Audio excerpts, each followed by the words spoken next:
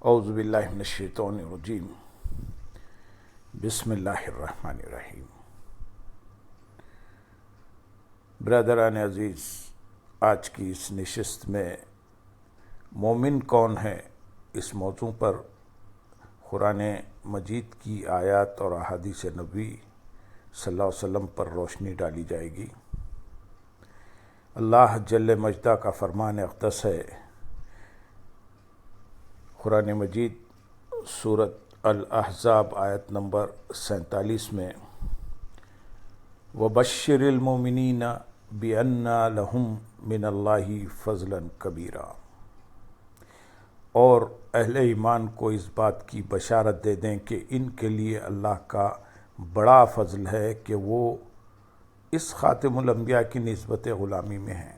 حقیقت یہ ہے کہ اللہ رب العزت کی بہت سی نعمتوں میں سے کچھ نعمتیں ایسی بھی ہیں کہ اگر ہم ان کا شکر ادا کرنا چاہیں بھی تو نہیں کر سکتے۔ ان میں سے ایک نعمت اس امت مسلمہ میں اولیاء، صلحاء اور علماء حق کا وجود مسعود ہے۔ اولیاء، صلحاء اور علماء حق کا وجود مسعود ہے۔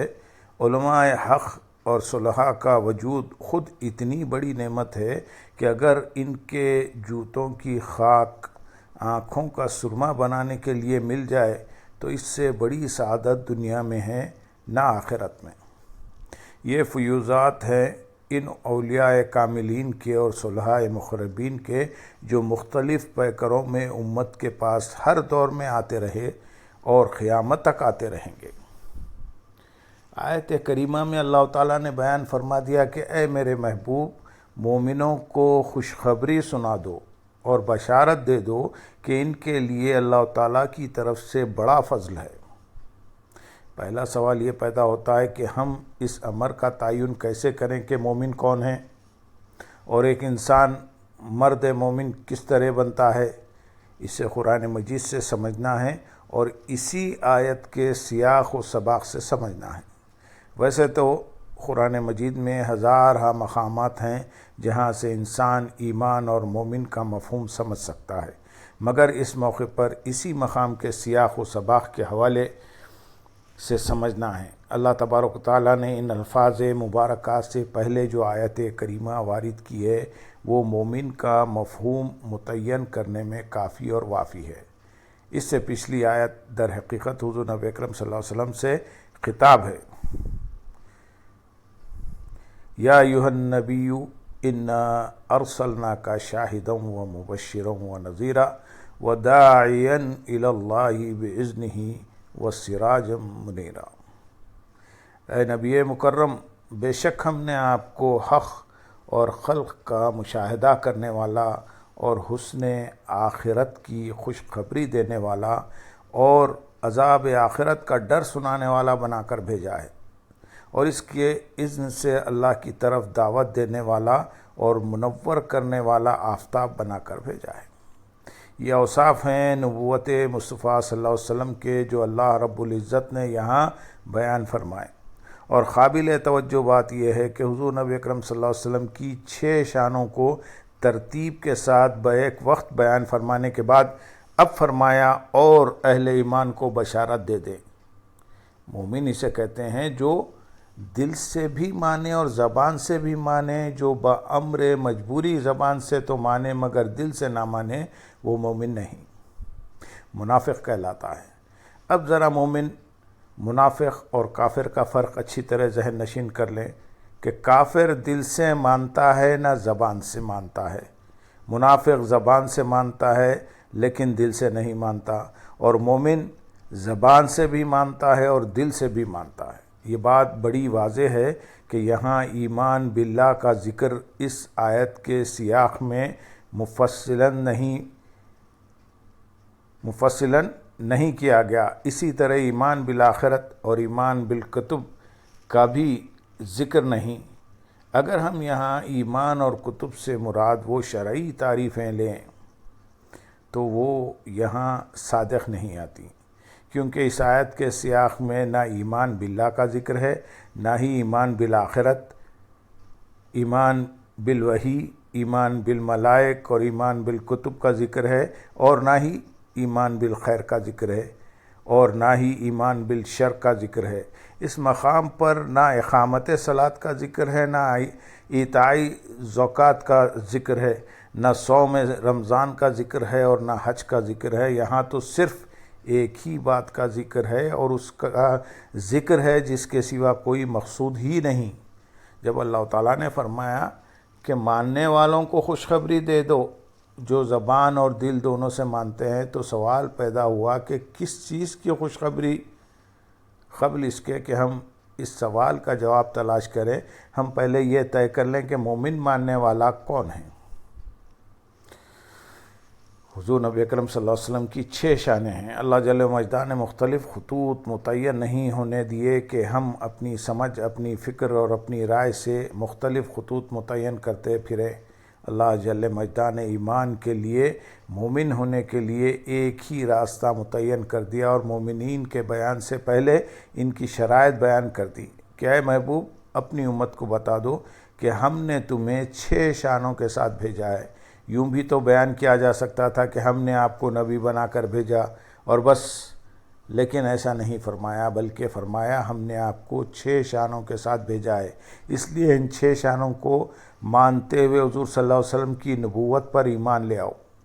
نبوت پر ایمان لانے کا دعویٰ تو ہر کوئی کرتا ہے، مگر نبوت پر ایمان کس شرط پر ہونا چاہیے، کن اوصاف کے ساتھ ہونا چاہیے، کن تقاضوں کے ساتھ ہونا چاہیے؟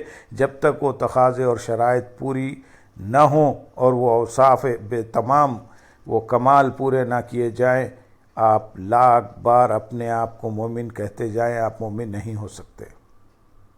قرآن حکیم نے ان شرائط اور نبی کی 6 شانوں کا ذکر اس طرح بیان فرمایا ہے۔ نمبر 1 شان نبوت، نمبر 2 شان شاہدیت، نمبر 3 شان مبشریت، نمبر 4 شان نذیریت، نمبر 5 داعی اللہ، نمبر 6 سراج منیرہ۔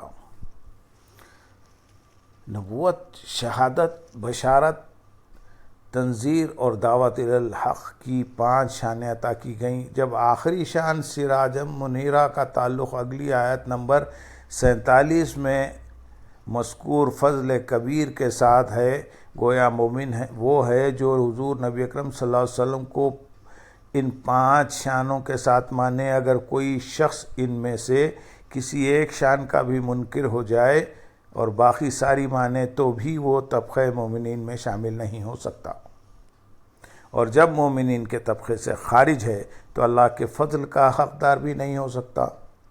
چنانچہ مومن ہونے کے لیے لازم ہے کہ وہ حضور صلی اللہ علیہ وسلم پر ایمان لائے، ان 5 تقاضوں اور شرائط کو پورا کرے۔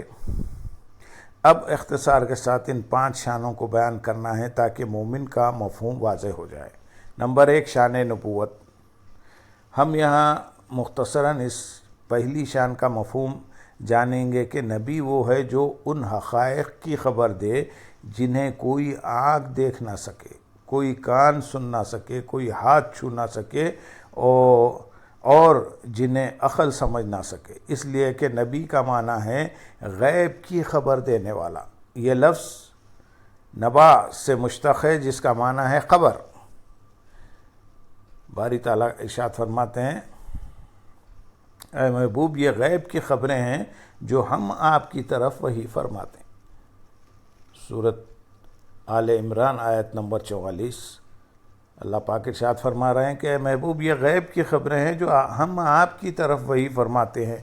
وہ خبر جو نبی کے متعلق ہے، جس خبر سے باخبر ہو کر اور جس خبر کا مخبر ہو کر نبی بنتا ہے، اس کا تعلق ہی غیب سے ہے۔ فرمایا محبوب ہم نے تمہیں نبی بنا کر بھیجا، یعنی ان حقیقتوں کی خبر دینے والا بنا کر بھیجا جن کو کوئی جانتا تھا نہ سمجھتا تھا، اور بھیجا اس لیے کہ لوگ مومن بن جائیں اور ماننے لگیں۔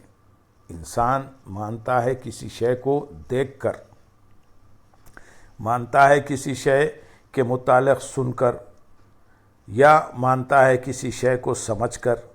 اے محبوب تمہیں بھیجا ہے کہ اللہ کی خبر دو، ملائکہ کے وجود کی خبر دو، باعث قیامت کی خبر دو، باعث بعد الموت کی خبر دو، جنت و دوزخ کی خبر دو، میری قدرت کی خبر دو، میری ذات و صفات کی خبر دو، الغرض ان حقیقتوں کی خبر دو جن حقیقتوں کو آج تک سوائے نبی کے کوئی دیکھ سکا، نہ سن سکا، نہ کوئی پہچان سکا، اور نہ کوئی دلائل عقلیہ سے جان سکا، یعنی انسان انہیں سننے اور جاننے سے قاصر تھا۔ پس تم جا کر اتنا کہہ دو کہ وہ ہے، اور تیری زبان سے سن کر وہ ایمان لے آئے۔ تم فقط اتنا اعلان کر دو کہ رب ہے، تو وہ لوگ جو دیوار کے پیچھے بیٹھے ہوئے شیر کو بھی دیکھے بغیر نہیں مانتے، اور جب تک اپنی آنکھوں سے مشاہدہ نہ کر لیں کچھ تسلیم کرنے کے لیے تیار نہیں ہوتے۔ ان سے کہہ دو کہ تم کائنات کی مختلف ذوات اور موجودات کی بات کرتے ہو، میں ساری کائنات کے خالق و مالک کی بات کرتا ہوں کہ وہ ہے۔ اب تمہیں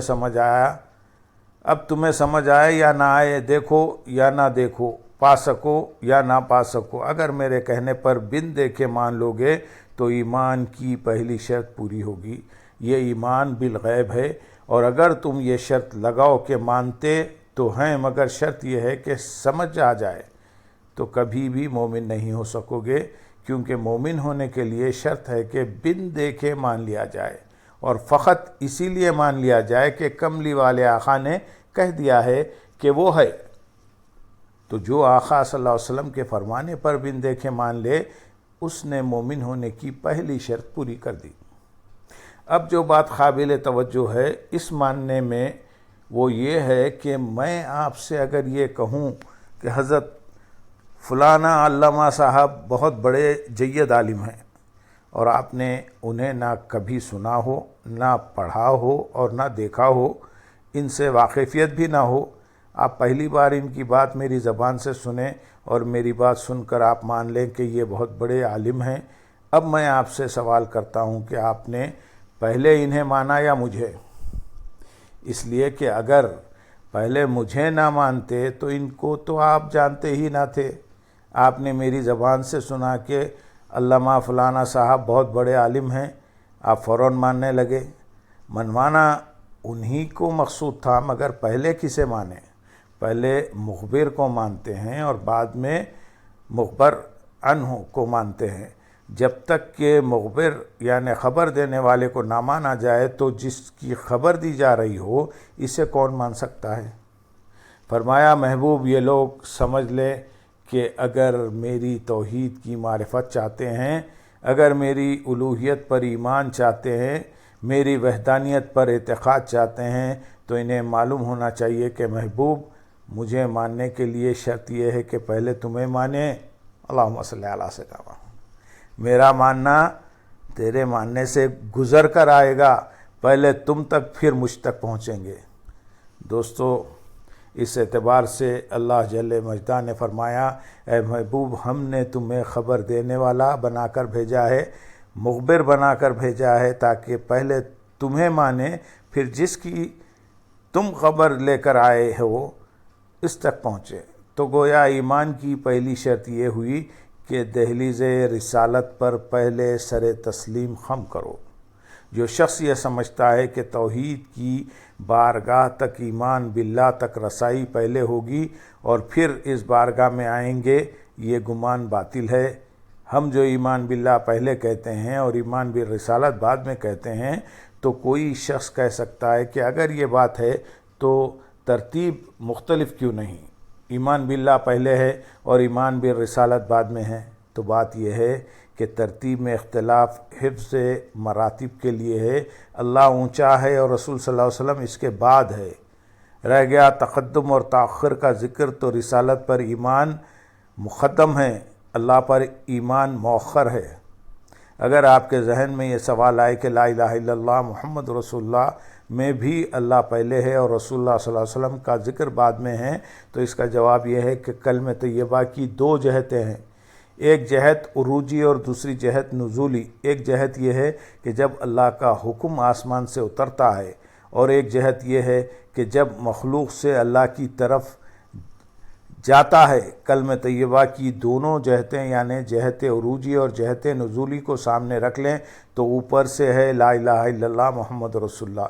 جب یہ حکم وہاں سے چلتا ہے تو وہاں رب کی بات پہلے ہے، رسول اللہ صلی اللہ علیہ وسلم کی بات بعد میں ہے۔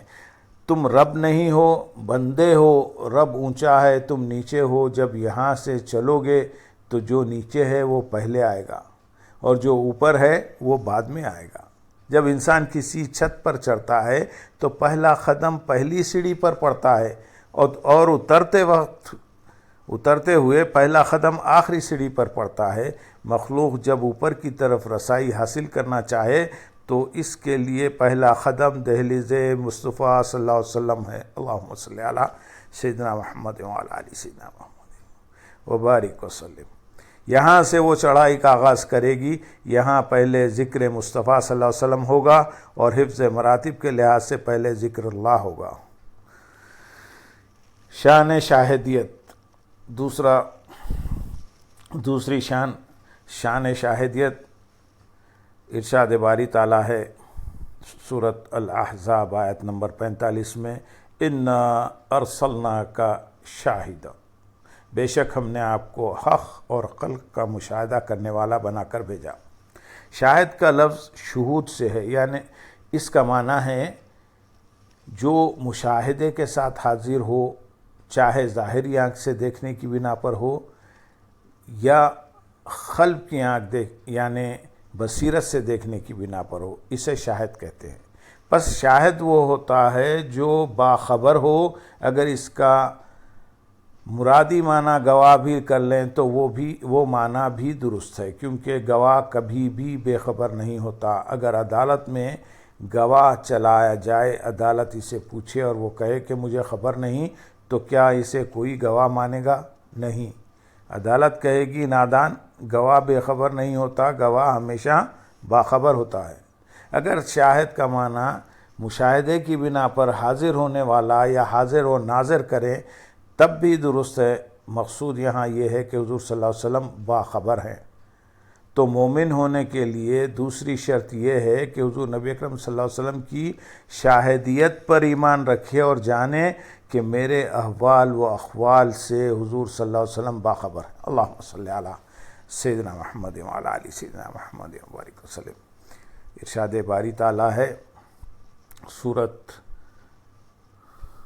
البقرہ آیت نمبر 143 میں، اور ہمارا یہ برگزیدہ رسول صلی اللہ علیہ وسلم تم پر گواہ ہے۔ مطلب یہ ہے کہ باخبر ہونے کی بنا پر تم پر گواہی دیں گے۔ جو امت کے احوال سے بے خبر ہو وہ نبی اور رسول ہی نہیں ہو سکتا۔ اس شان شاہدیت پر اس طرح ایمان لاؤ کہ میرے رسول باخبر ہیں اور صبح و شام میرے احوال سے باخبر ہیں، اور میں ہمہ وقت بطور امتی اپنے نبی صلی اللہ علیہ وسلم کی نظر میں ہوں، میرے نبی مجھ سے بے خبر نہیں ہیں۔ اللہم صلی علی سیدنا محمد وعلی آل سیدنا محمد وبارک وسلم۔ یہ بات بے شمار دلائل سے ثابت ہے، مگر اختصار کے سبب تفصیلات میں نہیں جا رہا۔ اس سلسلے کا ایک نقطہ یہ بھی ہے کہ سوال پیدا ہو سکتا ہے کہ کس کا گواہ، کس شے کا گواہ؟ باری تعالیٰ اس آیت میں اسی سوال کا جواب دے رہے ہیں کہ باقی چیزوں کے گواہ تو اور بھی ہو سکتے ہیں، مگر یہ خود میری ذات کا، میری ہستی کا گواہ ہے۔ میرے حسن کو جاننا چاہے میرے مصطفیٰ کے حسن کو دیکھ لے، جو میرے علم کا اندازہ کرنا چاہے وہ مصطفیٰ کے علم کی وسعتوں کو دیکھ لے، جو میری قدرتوں کا نظارہ کرنا چاہے وہ تصرفات مصطفیٰ کو دیکھ لے، جو میری عظمتوں کو دیکھنا چاہے وہ میرے مصطفیٰ کی عظمتوں کو دیکھ لے۔ گویا میری ہستی پر سب سے بڑی دلالت تامہ میرا نبی ہے۔ اللہم صلی علی سیدنا محمد وعلی آل سیدنا محمد وبارک وسلم۔ اسے اپنی ذات پر گواہ مطلق بنا کر بھیجا ہے۔ جو اسے دیکھ لے جان لے کہ میں نے رب کو دیکھ لیا ہے۔ اس شان شاہدیت پر ایمان لائے اور یہ خیال رکھے کہ دوسرے انبیاء اکرام علیہ السلام بے شک گواہ تھے، مگر ان کی شہادتیں زمانی اور مکانی تھی۔ جس طرح نبوت مصطفیٰ صلی اللہ علیہ وسلم زمان و مکان کی حدود سے ماورا ہے، اسی طرح شہادت مصطفیٰ صلی اللہ علیہ وسلم بھی کائنات میں ازل سے ابد تک سب زمانوں پر حاوی ہے۔